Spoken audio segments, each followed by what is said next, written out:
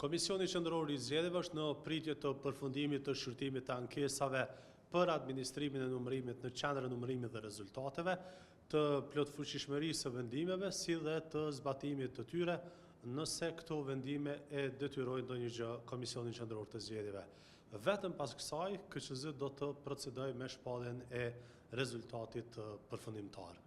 Shpallja e rezultateve përfundimtare nuk e përmbyll procesin zgjedhor, pasi subjektet politike dhe kandidatët kanë të drejtë ankese ndaj rezultatit, fillimisht në PZAP dhe më pas çështja mund të shkojë deri në Gjykatën Supreme.